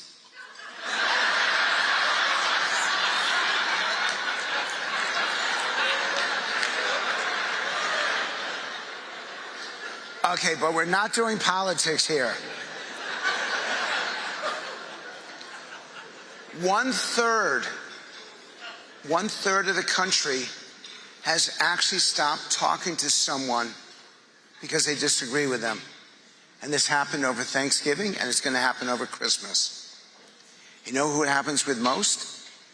Grandfathers and granddaughters. It's the strongest family relationship. It's not husband-wife, obviously, or brother or sister, or parent-child. It's grandparent-grandchild, because they both have the same enemy. You'll figure that one out on your way home, trust me. And we can't be treating each other like this. It is a genuine problem. And I'm going to show you something right now, because I'm going to give you my first piece of advice. 2/3 of people under age 30 know someone personally who's been damaged by social media. Damaged intellectually, physically, mentally, emotionally. How many of you have got children between the ages of 10 and 18 in this room? Raise your hands. Okay, you're going to want to write this down, and maybe you got grandchildren this age. I'm going to give you, in order, the way to keep your children happy and healthy, drug-free and alcohol-free. Number 1, how often do you have dinner with them at night? It needs to be 5 nights a week or more, because that proves to them that they're the most important thing in your life. If you're having dinner with them 2 nights a week or less, they're being damaged. They're being destroyed. Nothing matters more, and I mean whatever financial efforts you want, whatever you're trying to seek in life, there's nothing more important than your children, and there's nothing more important than dining with them, because that tells them that they come first. Number 2, how often do you attend religious services with them? You want to do it once a week, because if they believe in God, then they believe in something that is more important than themselves, something that they cannot see, but they know it's there. Number 3, do you check their homework 4 nights a week or more? Because that teaches them that their intellectual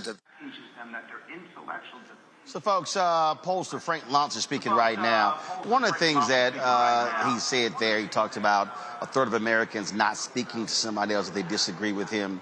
And I want to focus on that. I mean, Cameron, here's the whole deal here. And it's very interesting. He raised the point about, Thanksgiving and stuff along those lines. We're not talking normal politics here.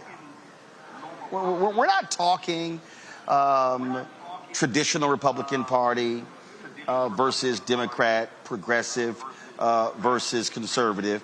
What we're talking about here is, again, a right-wing, far-right, nonsensical, racist, xenophobic, sexist group of people who are advancing an agenda that is shameful and despicable, that is where they gleefully talk about breaking up families, where Trump has 11 billionaires in his administration, and all these idiots who voted for populism. No, you voted for oligarchs. These folks want to get rich. When an Elon Musk, worth $300 billion, whines and complains about people getting Social Security so he can get richer? I'm sorry. I mean, I saw Anna Kasparin with the Young Turks sitting down for an interview with Glenn Beck. Oh, hell no. The crap that's come out of his mouth? This is not the time for progressives, for Democrats to turn into wimps. This is not the time to somehow, oh my God, I'm so disenchanted with what's going on that I don't know what to do. No, this is called buckle up. Put your chin strap on. This is about having a different type of conversation. Should there be absolute changes within the Democratic Party when it comes to this white consultant class that's reaping billions of dollars and they keep losing and they don't know how to target and speak to regular ordinary people? Absolutely. But I'm sorry, I'm not giving in to the thugs supporting that piece of crap, and I'm not going to normalize his behavior. It ain't going to happen. Not on this show, not on this network.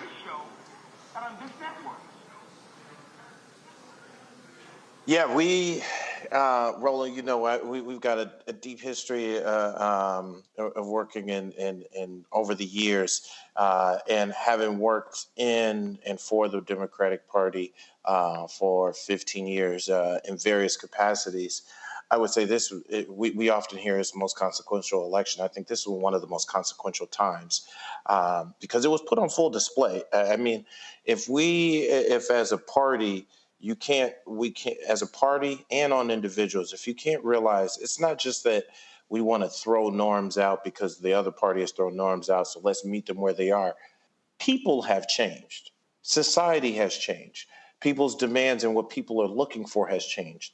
And and quite frankly, I think people can handle somebody who speaks a little more direct. People can handle somebody who's willing to challenge the bully, who's not willing to just acquiesce because they want something. They want the niceties of how things used to be. And then this is a chance. I think also you mentioned something about like the white consultant class and so many different folks who we're literally in a place where the way we used to do things clearly does not work and is not working. And we are up against people who have way more financial resources, I would say. I mean, Elon Musk alone, the fact of what he could fund with the money he finds, the money he may fluctuate up and down the stock market in just a week, could probably dwarf what some of Democrats as a party could raise in a year. And he is showing this and willingness to be able to use his money and influence and his power on X and through his various companies to be a microphone for what, as you mentioned, what's going to make him rich? What's going to make him actually financially reach him and his companies.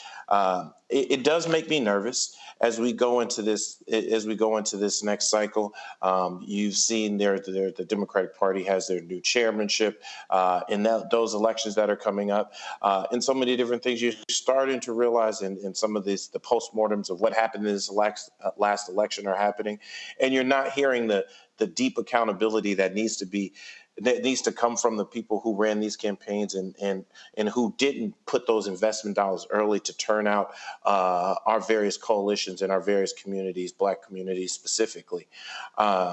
It makes me nervous that we're not going to have those same kind of fighters. But as you mentioned, this is not a time to sit back, acquiesce. This is not a time to just let stuff happen, because if we do not even put up the fight in front and willing to, I wouldn't even just say meet them where they at, but we might need to go a little bit lower, because at this time, like it matters, like playing it the nice way and trying to just go back to those traditional norms are going to continue to get our butt kicked in elections. And then if you don't win, you don't govern, and then you really don't protect people. Nola, we literally saw Elon Musk fund a super PAC that was running one type of ad to Jewish voters and another type of ad that would say the direct opposite to Muslim voters. It was a lie in terms of what they were saying. You see what these people are doing. You see how they're operating.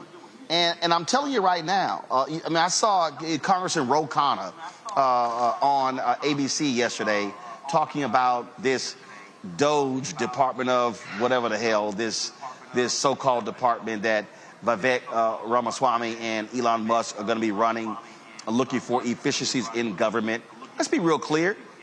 If you want to start with efficiencies in the government, why are we spending billions of dollars going to Mars? That's funding Elon Musk. I mean, all of these people, I'm telling people right now, you're watching, these folks are looking to loot the system. These 11 billionaires who Trump's put his administration, they ain't there for regular, ordinary people. They are there to get richer. And it's too bad these folks who voted for Trump don't realize that, because they ain't looking out for you. And so they believe the hype. I mean, so this is the moment where people of conscience should not be running away, getting scared. They should be saying, no, this is how we're going to fight this evil, because, again, the oligarchs, they have invaded the castle. Donald Trump, he is one of them. He don't give a damn about no regular, ordinary person, and he sure don't give a damn about anybody Black. Well, to your point, Roland, this is one of the reasons why when you have groups of libertarians and these different kind of groups within the far right or just on the edge of the right, that voted for Donald Trump, it has nothing to do with what your convictions are. I'm just going to say very bluntly, I think so many white folks showed up for Donald Trump, even if it went against what they truly believe in, is because he makes it okay for them to be white. He makes it okay. He has restored the status quo in a way to where he put us Black folks back on our heels and to say, know your place. And I don't care what people say. They're going to talk about economic reasons all day long, which are false, which is a lie. And they're going to talk about all these different reasons, anti-wokeness, anti-this, anti-that. The only anti-thing that people voted for was anti-Blackness, anti-trans, anti-LGBTQIA. They voted to preserve something that does not include what this panel looks like tonight. So let's just put that out there first and foremost, right? And so as a space girl, when you mentioned Mars, I got a little warm and fuzzy, because I definitely have a different relationship when I think about space. But even let's just kind of broaden this out to space for a second. We are in a situation where this administration was trying everything in the diplomatic toolbox to make sure that Russia did not put a nuclear weapon up in space and lower Earth orbit. That is a thing. That is a real thing. It's not a plot to a movie. It's a real thing. So what is now going to happen when an unsanctioned mentioned department by Congress is set up for efficiencies, so to speak, what level of diplomatic conversations, what level of safeguards and guardrails are going to be left when you have people who just want to dismantle things so they can make more money? I mean, the threat in space is real, and it matters for everybody's lives every day, because if something happens in space, guess what? Your GPS gonna stop working just like that. So I'm just very curious about how this department that isn't legally sanctioned by Congress is supposed to function. What is that going to look like? How are they going to be given powers to tell federal employees that they can no longer work at their jobs? Like, there are just too many questions, especially about that department in and of itself. And of all the scary things that we are hearing, that's the one thing that really kind of scares me the most. And I'm not gonna lie, Roland, like, we need to really drill down on this and figure out what it is they are actually up to. Well, it's clear what they're up to. I'm telling you right now, if you want to make any comparison, all you have to do is look at when Putin took over and the oligarchs got their way in Russia. Same thing is happening here. When you look at the expansion, of the wealth of the top 4 people in this country compared to the bottom, that's what's going on here. These people oppose anything that helps regular, ordinary people. These folks are there to get richer. That's what their job is to get richer. And they ain't gonna fight for anybody who's regular, ordinary. I mean, look, guys, if y'all haven't, look at the idiot who Donald Trump has picked to head the Civil Rights Division of the Department of Justice. Okay, this is the statement that he put out there. Y'all should have it there in the control room. Tell me if y'all have it. And again, this individual here, this is what the statement that went out. I mean, listen, this person is an election denier. This person is an election denier. So I need everybody who is watching to pay attention. The Department of Justice, they are not going to be doing anything when it comes to voter suppression cases.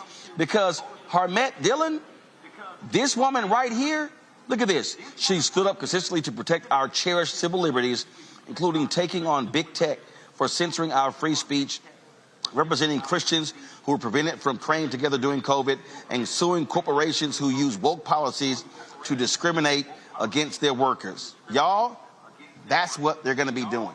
And so I'm just trying to explain to everybody, you're not going to have an aggressive Department of Justice Civil Rights Division focusing on civil rights.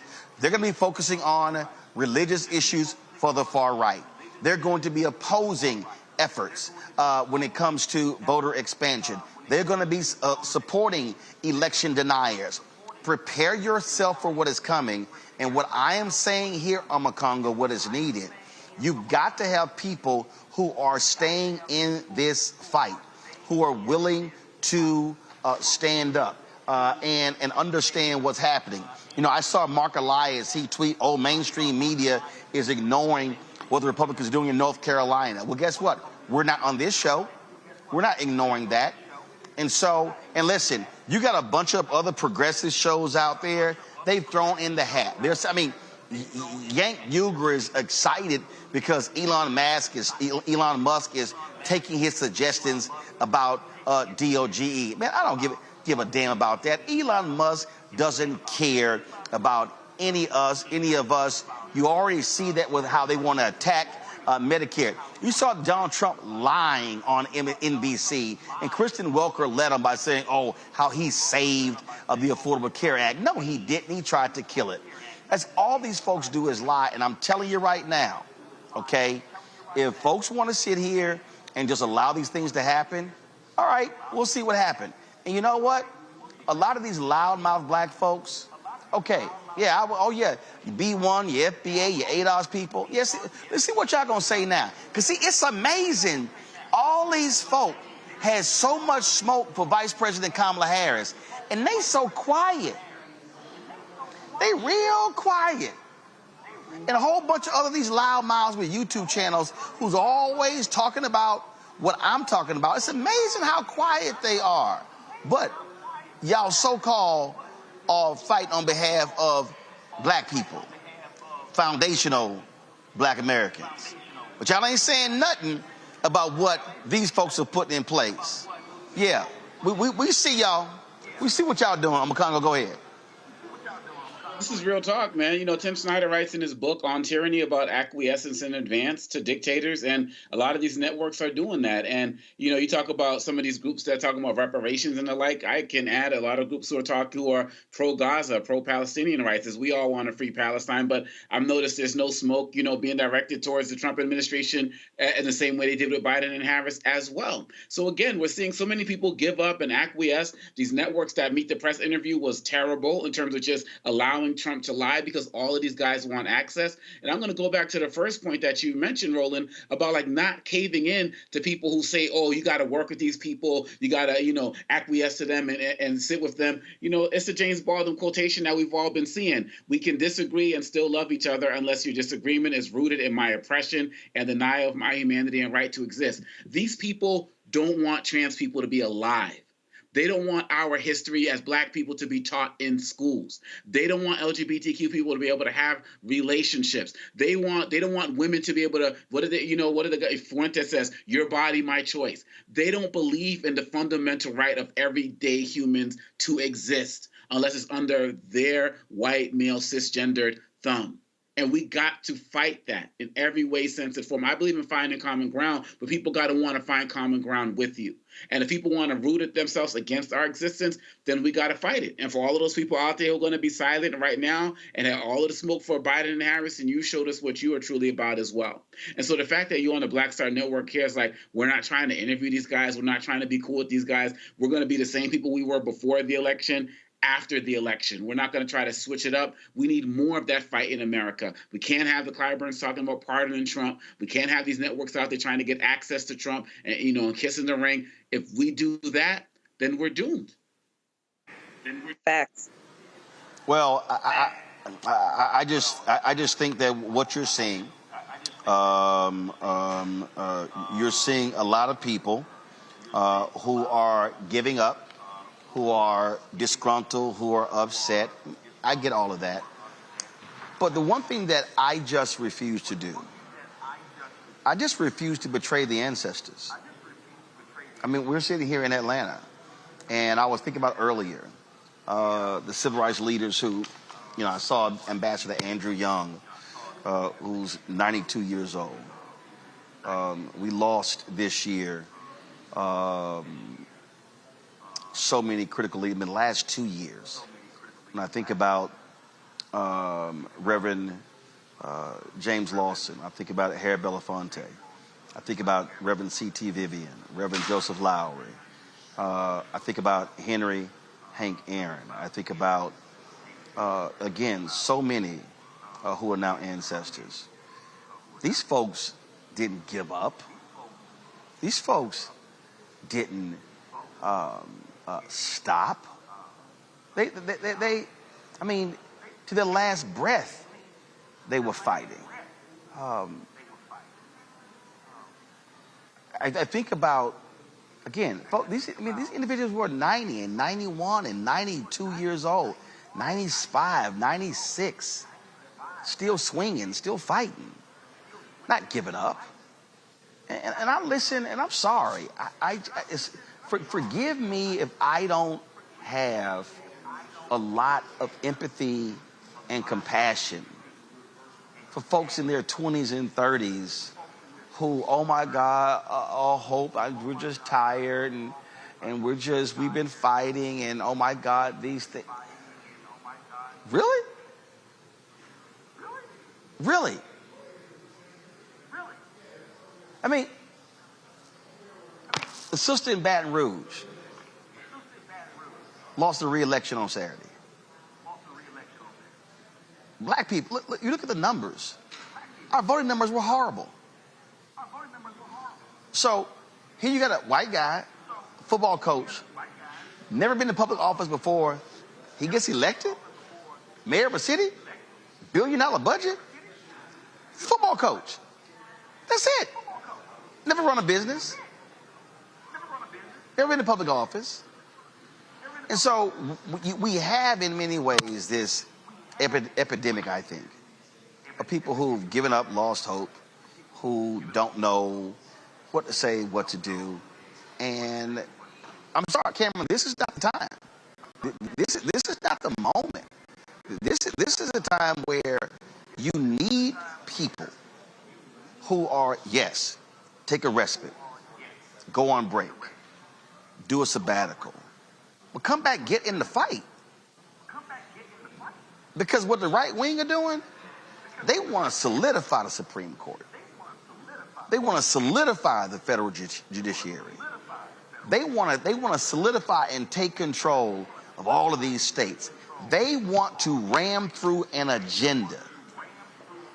And they want to be able to control power for the next 100 years, because their whole point is when the demographic shift is complete, they still want to be running this. And this is the last thing folks should do, if that is sitting out and trying to escape what these folks are trying to put into place. Because what they want to put into place, if you are 30 years old, they want to have it where you have no shot at changing this system for the rest of your life and for your children. Yeah, that's right, Roland. I'll say this as a person who's been fighting and who's been working kind of nonstop for so many years, and knowing so many of my peers and knowing people around the country. I hear you. I do hear them when they say, hey, we've been fighting and this is a lot, and my mental health, and I need to stress. I encourage them to do something right now. We've got maybe 42, 45 days left until the next inauguration, until the next president. Use some of those days, like you said, to take a respite, to take a quick beat. But if you think we can stop now, did Donald Trump ever let up? Donald Trump spent the last 4 years continuously fighting, not backing down from the insurrection, denying the election. And while he's out there blustering, his infrastructure is continuing to be built. And I think you made a real critical point.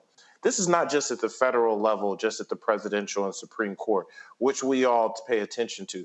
This goes down to state houses. This goes down to the governor's races, the mayor's races, the state legislature, the state senates, where so many different, as you can see by the Supreme Court, kicking back so many different, these different powers back to the states, is where the real next battle will be fought. And as of now, we don't have dogs and water hoses in fear of necessarily getting beat. I mean, hear Donald Trump say it, he's going to definitely unleash the military on protesters. And we may, unfortunately, get back to that place. So I think this is a period, I'm kind of hoping a lot of this is online bluster, people just a little bit upset, people a little bit worn out. And we're going to take that respite, going to take some vacation time, going to take just a little bit of time to just get our minds right. But if we take our foot off the gas, even just for a little bit over these next 6 months to a year, the next 2 years, we're going to look up and we won't be able to, I think, recover. I just see and hear, Nola, this helplessness. And I was at the vice president's holiday brunch yesterday, and I said this to a couple of people. If you know you didn't leave everything on the field, then maybe you should look in the mirror. Because I think part of this issue here is that we have a lot of people who complain but don't work. People who are expecting others to do more, but they aren't doing anything themselves. And that's what cannot happen. We need folk who are putting in the work. And you don't have your next national election until 2026. The folk had better understand that when we lose a mayor's position in Baton Rouge, you lose power. You lose access to the budget. You lose control of the resources. And in places where black people alone could make the difference, if I sit here and, let's see here. When I look at that election, and look at the numbers. And look who showed up. When you talk about 35% turnout, 34%. And when I know that, again, if 50% of African Americans who were eligible voters in Baton Rouge had voted, Sharon gets reelected. Just black people. So my position, Nola, over the next 2 years, 4 years, when somebody starts whining and complaining to me about something, I'm gonna ask them a real question. Did you vote? If they said yes, who'd you vote for? If they tell me, oh no, I didn't vote, I'm gonna say, it's on you. At some point, we gotta let folk know that I don't wanna hear you whining and complaining if you did nothing about the problem. Right. I definitely hear that message loud and clear. And as you're talking, I'm thinking about my students who I have very frank conversations with when they wonder about what have we left behind for them.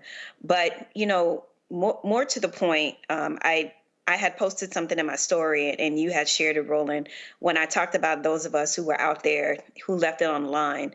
And I truly mean this from the bottom of my heart. You were one of the most hardest working people out there on the campaign trail. I mean, you were absolutely everywhere. I mean, to the point where I would joke and say, like, clearly he has a clone, because that's the only way that I can understand how you could have been in so many places with your cameras ready to go, in the black spaces, talking to black people. But what I will say, as a very proud part of the 92%, talking to a lot of sisters, we are tired, but it's not so much being tired about not wanting to fight. We're tired of business as usual. And that's the thing. It has to be a Kennedy moment. And what I mean by that is it has to be a moment that invigorates the party in such a way that they are going to want to vote. It's going to have to be an extreme sort of pivot. It's going to have to be a Kennedy moment. I mean, black folks who were not voting before that, or the few black folks that could vote, even if they didn't, they got out there and they made sure that Kennedy won, even if they couldn't vote legally. Right? It has to be a moment. It has to be a person. It has to be a team that people are going to want to be excited for at the top of the ticket.